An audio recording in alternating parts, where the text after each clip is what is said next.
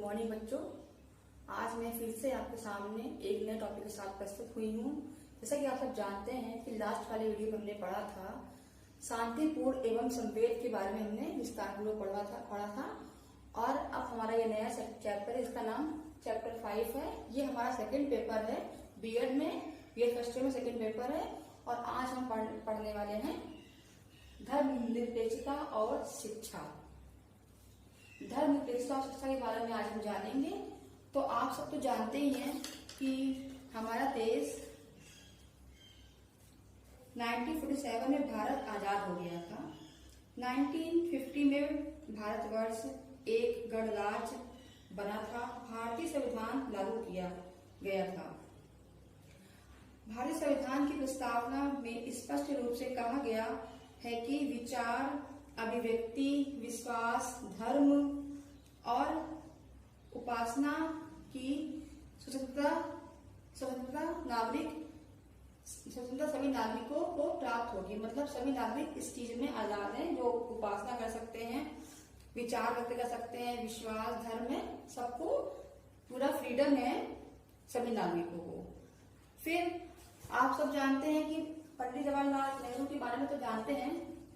पंडित जवाहरलाल नेहरू जी ने धर्मनिरपेक्षता के प्रबल पक्षपात थे। मतलब पंडित जवाहरलाल नेहरू जी जो धर्मनिरपेक्षता के प्रबल पक्षधर थे। भारत में धर्मनिरपेक्षता को व्यवहारिक रूप से देने के लिए सन 1976 में भारतीय संविधान में 42वां मतलब 42 संशोधन करके संविधान की प्रस्तावना में धर्मनिरपेक्ष शब्द को समाहित किया गया। किस सन में? 1976 में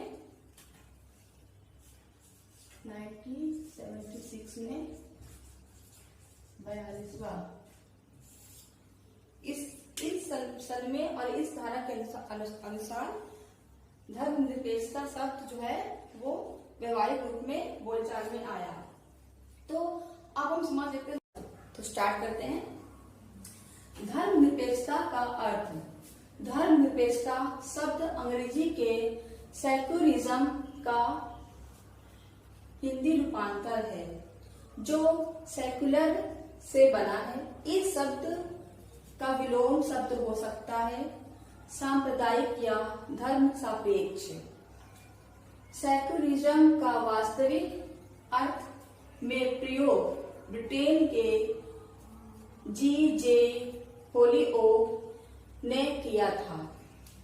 सन 1846 में दी रीजनर्स नामक पत्रिका में ईश्वर निंदा रहित पद सेक्युलरिज्म का प्रयोग करके अपने विचारों को व्यक्त किया था। मतलब जी.जे. होलिओक ने अपनी पत्रिका में इस शब्द का जिक्र किया था। और अब हम समझ लेते हैं दूसरे शब्दों में कि धर्मनिरपेक्षता क्या है। तो देखिए, दूसरे शब्दों में धर्मनिरपेक्षता का अर्थ है कि राज्य, राजनीति या किसी गैर धार्मिक मामले से धर्म को दूर रखे तथा सरकार धर्म के आधार पर किसी से कोई भेदभाव ना करे। अर्थात राजनीतिक लोग होते हैं, वो गैर धर्म हो या धर्म के हो, किसी से भी सरकार किसी प्रकार का भेदभाव ना करे। धर्मनिरपेक्षता राज्य में उस व्यक्ति का भी सम्मान होता है जो किसी भी धर्म को नहीं मानता है। मतलब हमारे भारतवर्ष में उस व्यक्ति का भी सम्मान होना चाहिए धर्मनिरपेक्षता के अंतर्गत, तो किसी धर्म को नहीं मानता है। इसके बाद हम पढ़ लेते हैं इसकी परिभाषा को। परिभाषा चलिए देखते हैं। चेम्बर्स के शब्दों में धर्मनिरपेक्षता विश्वास है। उनका कहना है कि धर्मनिरपेक्षता जो है वो विश्वास है, जिसमें राज्य, नैतिकता, शिक्षा आदि को धर्म की स्वतंत्रता होनी चाहिए। इनका मानना है कि धर्मनिरपेक्षता के अंतर्गत राज्य को, नैतिकता को और शिक्षा को अधिक स्वतंत्रता देनी चाहिए। तो ये हमारा टॉपिक हो गया है। अब इसके बाद हम पढ़ेंगे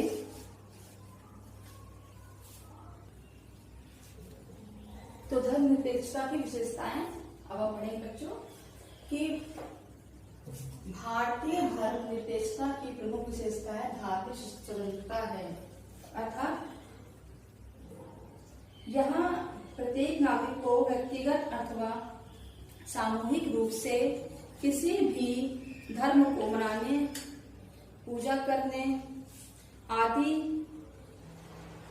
की पूर्ण स्वतंत्रता है। मतलब यहाँ पे किसी भी धर्म को मनाने के लिए और किसी भी ईश्वर की पूजा करने के लिए कोई भी मनाही नहीं है। यह राज्य किसी भी व्यक्ति को किसी धर्म विशेष को मनाने के लिए बाध्य नहीं है। मीन्स कि अगर आप हिंदू हैं या मुस्लिम हैं तो आप ये मतलब कंपल्सरी नहीं है कि आप हिंदू का ही फेस्टिवल मनाएं या आप मुस्लिम का ही फेस्टिवल मनाएं। ये सबसे बड़ी बात है हमारी भारतीय धर्मनिरपेक्षता की। दूसरा पॉइंट हमारा है भारतीय धर्मनिरपेक्षता समानता पर आधारित है। तो जैसे कि जानते हैं राज्य किसी भी नागरिक में धर्म के आधार पर कोई भी भेद नहीं करता है। राज्य मतलब जो राज्य जहाँ पर रहते हैं उसमें कोई भी नागरिक किसी भी आधार पर धर्म में भेदभाव नहीं करता है तथा धर्म के आधार पर किसी भी नागरिक को राज्य विशेष सुविधा प्रदान नहीं करता है। मतलब ऐसा नहीं है कि किसी को कोई और सुविधा मिली, किसी को कुछ और सुविधा मिली, ऐसा नहीं होता है। जो रूल बनते हैं, जो नियम बनते हैं या जो सुविधाएं होती हैं वो सभी के लिए समान होती हैं और ना ही किसी की अपेक्षा करता है। इस प्रकार भारतीय धर्मनिरपेक्षता समानता पर आधारित होती है। इसमें तीसरा पॉइंट है इसके बाद धर्मनिरपेक्षता की विशेषता है हस्तक्षेप ना करना। ये भी हमारी भारतीय धर्मनिरपेक्षता की विशेषता है कि हस्तक्षेप ना करना, क्योंकि राज्य का अपना कोई धर्म नहीं है। जो राज्य हमारे अलग अलग राज्य बने हैं उनका कोई धर्म तो बना नहीं है। वो उस राज्य में हर धर्म के लोग रहते हैं। यहाँ राज्य किसी धर्म को विशेष संबंधित नहीं है। राज्य किसी धर्म विशेष से संबंधित नहीं है। मतलब कि ये कोई राज्य किसी विशेष धर्म से लिंक नहीं रखता है कि हाँ इस धर्म को हम अच्छा मानते हैं या इस धर्म को हम बहुत मानेंगे या वो धर्म बहुत नीचे टपके का है, इस तरह से नहीं मानते हैं। वह किसी धर्म में हस्तक्षेप नहीं करता है। मतलब राज्य जो है वो किसी भी धर्म में हस्तक्षेप नहीं करता है और न ही किसी धर्म विशेष की उन्नति के लिए सहायता देता है। मतलब अगर वो किसी की सहायता करता है धर्मनिरपेक्षता के अनुसार तो वो सबकी करता है, अन्यथा वो किसी की नहीं करता है। तो ये भी बहुत अच्छा पॉइंट है हमारा भारतीय धर्मनिरपेक्ष की विशेषता हस्तक्षेप न करना। फिर लास्ट पॉइंट इसका है भारतीय धर्मनिरपेक्षता धर्म विशेष शिक्षा के लिए बाध्य नहीं है। क्यों नहीं बाध्य? राज्य द्वारा संचालित अथवा अनुदान प्राप्त शिक्षा संस्थाओं में किसी धर्म विशेष की शिक्षा के लिए बाध्य नहीं है। मीन्स अगर राज्य और जो संस्थाएं बनी हुई है, किसी भी धर्म की संस्थाएं बनी होती हैं तो उनके लिए बात नहीं है कि अगर आप हिंदू की ग्रंथ पढ़ रहे हैं या हिंदू साहित्य पढ़ रहे हैं, हिंदी साहित्य पढ़ रहे हैं या मुस्लिम साहित्य पढ़ रहे हैं तो आप वही पढ़ें, इसके लिए कोई बाध्य नहीं है। शिक्षा आप किसी भी तरह से ले सकते हैं, जिस तरह से आप लेना चाहते हैं, जिस भाषा में लेना चाहते हैं उसके लिए कोई भी बाध्य नहीं है। तो आप किसी भी धर्म की शिक्षा ले सकते हैं, किसी भी धर्म का ग्रंथ पढ़ सकते हैं, किसी भी धर्म को मान सकते हैं। इसके लिए हमारा धर्म निरपेक्ष बाध्य नहीं रहता है। इसके बाद हम पढ़ेंगे अब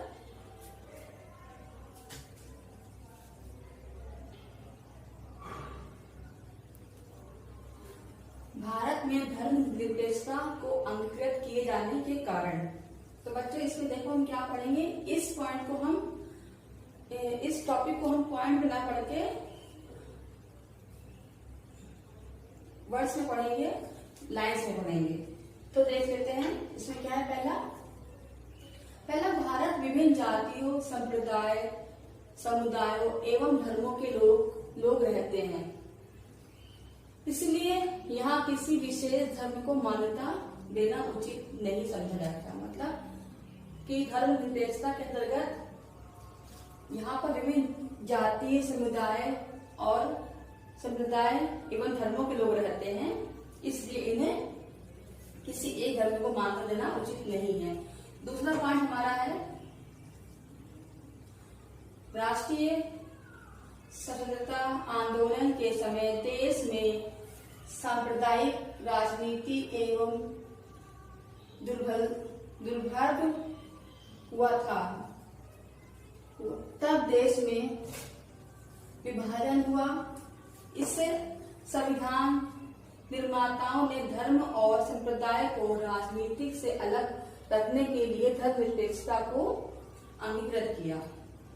राष्ट्रीय आंदोलन के बाद जब आपस में लोग लड़ने लगे और उनका विभाजन होने लगा कि लोग अलग जाति के लोग अपना अपना धर्म मानने लगे और अलग अलग होने लगे, मतलब देश के सारे लोग अलग अलग भागों में बंटने लगे, तब संविधान निर्माताओं ने धर्म और संप्रदाय को राजनीतिक से अलग रखने के लिए धर्मनिरपेक्ष, मतलब जो पॉलिटिक्स लोग करते हैं, सरकार हमारी पॉलिटिक्स करती है, उससे अलग रखने के लिए धर्मनिरपेक्षता शब्द को अंगीकृत कर दिए। मतलब सभी के लिए अनिवार्य हो गया धर्मनिरपेक्षता शब्द।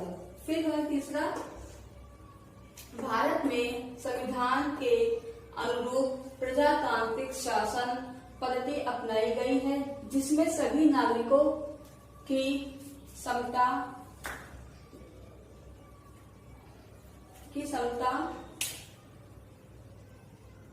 अधिकार प्रदान किया गया है। अतः विभिन्न धर्मों के अनुयायियों को समता का अधिकार धर्मनिरपेक्षता के सिद्धांत को लागू करके ही दिया जा सकता है। मतलब जो नागरिक हैं उनमें समान हो, प्रजातांत्रिक हो, और क्या बोलते हैं जो अर्थात विभिन्न धर्मों के अनुयायियों को समता का अधिकार धर्मनिरपेक्षता के अंतर्गत ही दिया गया। जो अनुयायी, जो हमारे धर्मों के अनुयायी बने हुए हैं, उनको यह अधिकार बिल्कुल नहीं दिया गया है कि वो अपने अपने धर्मों को अलग करे और अपने अपने ग्रंथों को अलग करे। तो धर्मनिरपेक्ष के अंतर्गत उन्हें यह सिद्धांत लागू करने की मतलब परमिशन मिली है कि आप धर्मनिरपेक्ष को अपनाइए तो सारे मतलब अधिकार आपको मिलेंगे। फिर फोर्थ पॉइंट हमारा है प्रजातांत्रिक शासन पद्धति में व्यक्ति को व्यक्तिगत स्वतंत्रता विशेषता महत्व रखती है, क्योंकि व्यक्ति की व्यक्तिगत स्वतंत्रता का अंग धार्मिक स्वतंत्रता है। अतः किसी व्यक्ति पर कोई विशेष धर्म लादना अथवा किसी विशेष धर्म को मानने या न मानने पर उसके साथ विभेद करना उसकी व्यक्तिगत स्वतंत्रता का हनन होता है। इसलिए भारत देश में धर्मनिरपेक्षता के सिद्धांत को स्वीकार किया गया ताकि कोई भी व्यक्ति अपनी इच्छा अनुसार किसी भी धर्म को अपनाने के लिए स्वतंत्र हो। तो हमने आज बच्चों क्या पढ़ा है? तो बच्चों अब हम लोग पढ़ते हैं धर्मनिरपेक्षता एवं शिक्षा। तो इसमें क्या पढ़ेंगे हम?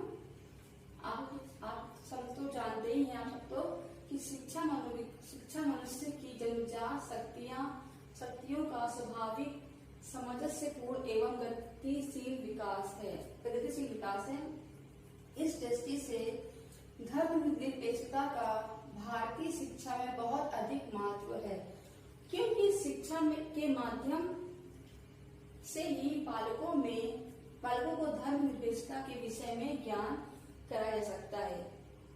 उसमें धर्मनिरपेक्षता की भावना का विकास किया जा सकता है। आप तो जानते ही हैं कि शिक्षा एक ऐसा मात्र साधन है जिसके उपयोग से बालकों में धर्मनिरपेक्षता की भावना को हम बढ़ा सकते हैं, उनके बारे में बता सकते हैं। तो किस प्रकार हम बालकों में धर्मनिरपेक्षता के बारे में बताएंगे, ये हम पॉइंट में पढ़ लेते हैं। पहला है एवं आध्यात्मिक मूल्यों का ज्ञान कराना। देखिए, शिक्षा के माध्यम से बालकों को किसी धर्म विशेष की शिक्षा न देकर उनमें निहित नैतिक एवं आध्यात्मिक मूल्यों का ज्ञान कराया जाना चाहिए। मतलब किसी एक पर्टिकुलर सब्जेक्ट के लिए या पर्टिकुलर धर्म के लिए उनको शिक्षा नहीं देनी चाहिए। उनके लिए जो उनको अच्छा और जो उनको आता हो आध्यात्मिक और नैतिक की तरफ उनकी शिक्षा उनको देनी चाहिए, जिससे बालकों में नैतिकता एवं आध्यात्मिकता का विकास करने में सहायता मिले। इस मतलब अगर शिक्षा के माध्यम से उनको नैतिकता और आध्यात्मिकता की शिक्षा प्राप्त करने में सहायता मिले। दूसरा पॉइंट हमारा है धार्मिक सहिष्णुता का विकास। शिक्षा के द्वारा बालकों में धार्मिक सहिष्णुता विकसित की जा सकती है और उन्हें धार्मिक कट्टरता से दूर रखा जा सकता है। मतलब जो बालक हैं, अगर उनमें शिक्षा के द्वारा धर्म निरपेक्ष के बारे में बताया जाए तो किसी एक धर्म के प्रति जो उनका कठोर वातावरण है उसे खत्म किया जा सकता है और सभी धर्मों में तालमेल बनाया जा सकता है। मतलब किसी एक धर्म के प्रति वो कठोर ना बने और सभी धर्मों को एक समान माने। इस चीज के बारे में शिक्षा के माध्यम से हम बालकों में बता सकते हैं। तीसरा पॉइंट हमारा है बालकों में चिंतन शक्ति का विकास करना। शिक्षा के द्वारा बालकों में चिंतन शक्ति का विकास किया जा सकता है ताकि वो सोच सके, समझ सके कि क्या सही है, क्या गलत है और क्या उन्हें करना चाहिए, क्या उन्हें नहीं करना चाहिए, जिससे धार्मिक मान्यताओं एवं विश्वासों का अनुकरण कर सकते हैं। उनको बताया जा सके शिक्षा में और धर्मनिरपेक्ष की होने से क्या फायदे हैं, जिससे वो धर्म के प्रति विश्वास और अपनी मान्यताओं को बढ़ा सके। इसके बाद चौथा पॉइंट है बालकों के प्रति भावना। इसमें देखेंगे शिक्षा द्वारा बालकों के धार्मिक मनुष्य से